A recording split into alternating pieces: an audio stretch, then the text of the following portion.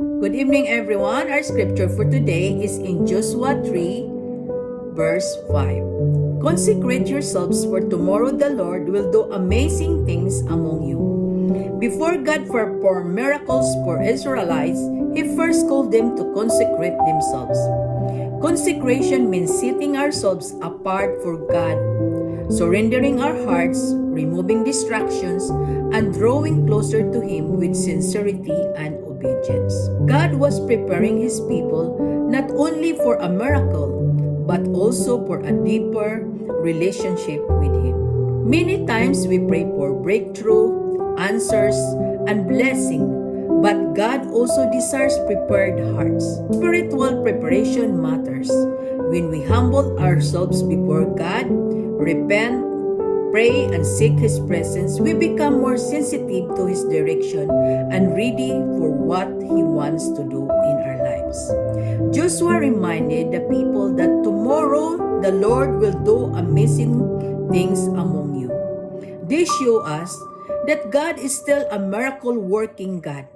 He can make a way when there seems to be no way, restore what is broken, and open doors no one can shut.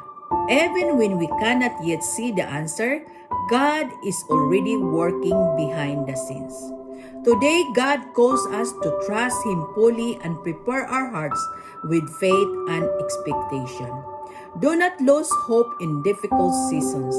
The God who worked wonders for Joshua and the Israelites is the same God who is able to move powerfully in our lives today.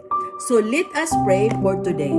Heavenly Father, thank you because you are a holy and faithful God who still perform amazing things in the lives of your people. Today, we surrender our hearts completely to you.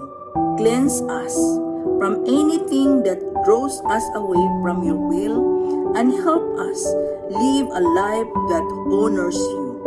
Lord, teach us to consecrate ourselves daily through prayer, obedience, humility, and faith.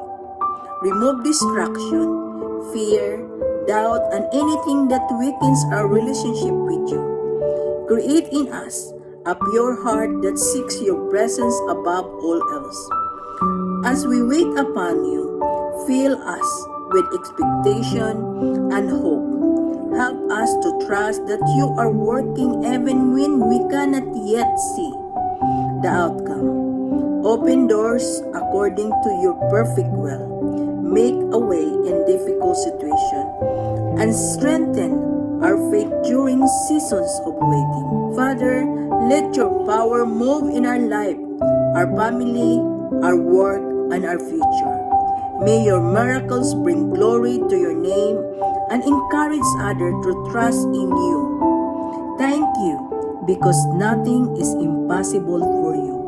In Jesus' mighty name, amen. Have a blessed evening, everyone. God bless you all.